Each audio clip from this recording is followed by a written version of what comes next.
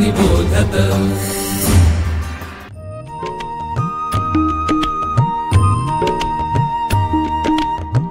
विवेकी अक्षर विवेकी लेखन सुश्राव्य वाचन श्रवणार्थ चरित्रे संस्कारी धीरवीर गाथा रम्य बालकथा अनुभवा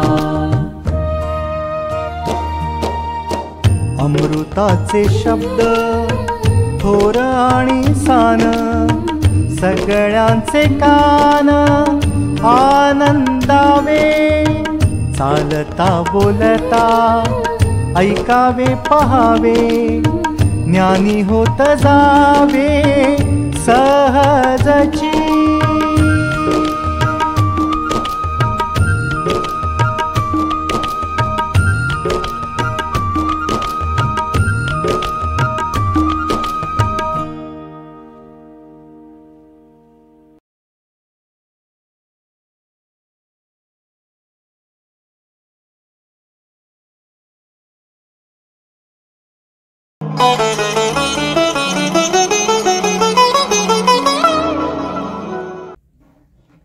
नमस्कार।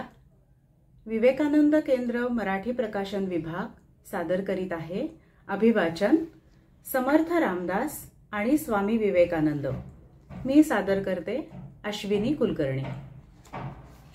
माणूस घडवणारा धर्म। Rome was not built in a day अशी इंग्रजी म्हण आहे। कोणतेही राष्ट्र निर्माण करणे हे केवळ 5-10 वर्षाचे काम नाही, ती दीर्घकालीन प्रक्रिया आहे। ती एक अविरत साधना आहे। राष्ट्रापुढील समस्या पाहिल्यावर समर्थ व स्वामीजी यांनी माणूस घडवणे, माणूस निर्माण करणे यावर आपले लक्ष केंद्रित केले। I want man making religion किंवा बी अँड मेक असे स्वामीजींनी सांगितले।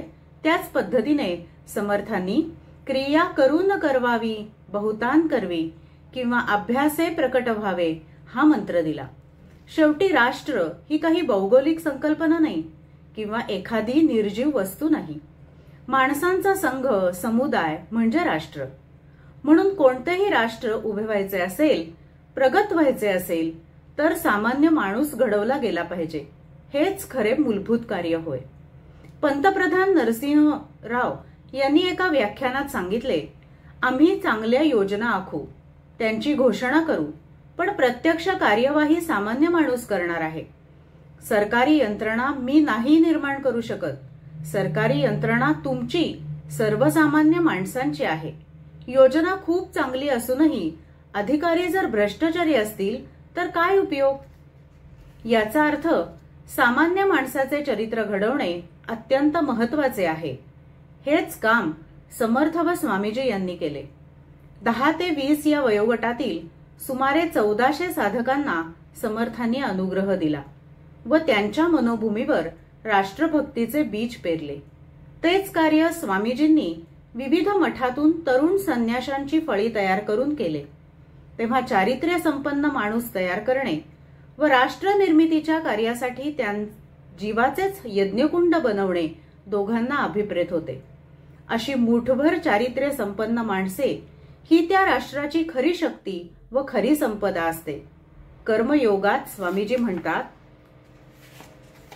एखाद्याचे चारित्र्य तुम्हाला खरोखर नीट जोखायचे असेल तर त्याच्या मोठमोठ्या कार्याकडे लक्ष देऊ नका।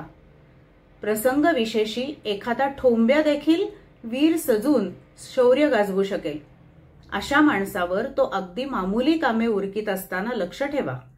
वस्तुतः त्याच्यातूनच तुम्हाला थोर पुरुषांच्या खऱ्या चारित्र्याचे दर्शन घडू शकेल।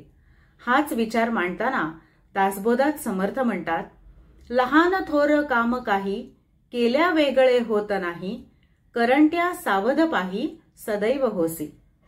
अंतरी नाही सावधानता, यत्न ठाके ना पुरता, सुख संतोषची वार्ता तेथे कैची।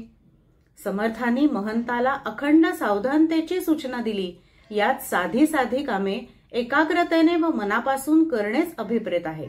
थोडे दुर्लक्ष झाले की ज्याचा जो व्यापार तेथे असावे खबरदार, दुश्चित्तपणे तरी पोर वेढा लावी. निरंतर शुद्ध आणि पवित्र कार्य करीत राहण्यातूनच माणसाचे चारित्र्य विकसित होत असते. कर्मयोगात स्वामीजी म्हणतात, या पृथ्वीच्या पाठीवर जेवढे म्हणून प्रचंड इच्छाशक्ती संपन्न पुरुष श्रेष्ठ उदयास आले आहेत, त्यातील सर्वजण प्रबल कर्मी होते. अवघ्या दुनियेची उलतापालत करण्याची शक्ती त्या नरश्रेष्ठांच्या अंतरात सळसळत होती. बुद्ध वा येशूसारखी प्रचंड इच्छाशक्ती काय एकाच जन्मात लाभणे संभवते? त्यांच्यामधून ही महान शक्ती प्रकट झाली, तिचे उगमस्थान कोणते? ही शक्ती क्रमशः अधिकाधिक प्रबल होत होती. ही लायकी, हा अधिकार आम्हाला कर्मानेच प्राप्त होतो. आम्ही कशाचे अधिकारी आहोत ते आमची कर्मे ठरवतील. आपण करीत असलेले प्रत्येक कार्य, आपली प्रत्येक हालचाल, आपल्या मनातील प्रत्येक चिंतन आपल्या चित्तावर असल्या प्रकारचा संस्कार ठेवून जात असते. आपण प्रतिक्षणी जे काय आहोत त्याला आपल्या चित्तावरील हे संस्कारपुंजच जबाबदार आहेत. आता सध्याच्या घटकेस मी जे काही आहे ते माझ्या गतजीवनाच्या संस्कार समष्टीचाच परिणाम होय. एखादी व्यक्ती जर सतत वाईट शब्द ऐकेल, वाईट विचार चिंतील व वाईट कामे करील तर तिचे मन या सर्व वाईट संस्कारांनी भरून जाईल. ती व्यक्ती त्या संस्कारांच्या हातातील एखाद्या कळसूत्री भावलीप्रमाणे होऊन जाईल. ते जबरदस्तीने तिला वाईट कार्यास प्रवृत्त करील. जो नियम वाईट संस्कारांना, तोच नियम चांगल्या संस्कारांना लागू आहे. माणूस जेव्हा चांगली कृत्ये व चांगले विचार मोठ्या प्रमाणात करतो तेव्हा सत्कार्य आचरण्याची एक अनिवार्य प्रवृत्तीच त्याच्या ठायी निर्माण होते. बुद्ध्या कुकर्म करायचे त्याने मनाने ठरवले तरी त्याचे समस्त संस्कारांचे समष्टी स्वरूप मन तसे करू देणार नाही. तेव्हा असे होते, तेव्हाच व्यक्तीचे शील बनले असे म्हणता येईल. तुम्ही त्याला कुठेही सोडा, कुणाच्याही संगतीत ठेवा, त्याला कसलाच धोका नाही. संस्कारांचे महत्व यावरून ध्यानात येईल. तरुण वयात कोवळ्या अंतःकरणावर हे ठसे स्वच्छ व स्पष्ट उमटतात. कारण मन कोरीपाटी असते.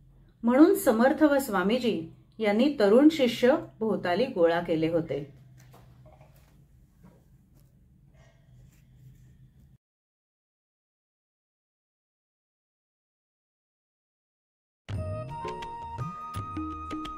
विवेकानंद केंद्र मराठी प्रकाशन विभाग म्हणजेच MPRV गेली 35 वर्षे संस्कारक्षम आणि राष्ट्र जागरणपर पुस्तकांच्या प्रकाशन व्यवसायात 135 हून अधिक पुस्तके, 10 लाखांहून अधिक प्रतींची एकूण विक्री, कार्यकर्त्यांना उपयोगी पडेल अशा माहितीची विवेकशलाका आणि केंद्राच्या देशभरातील कार्याचा परिचय करून देणारी कार्यदर्शिका.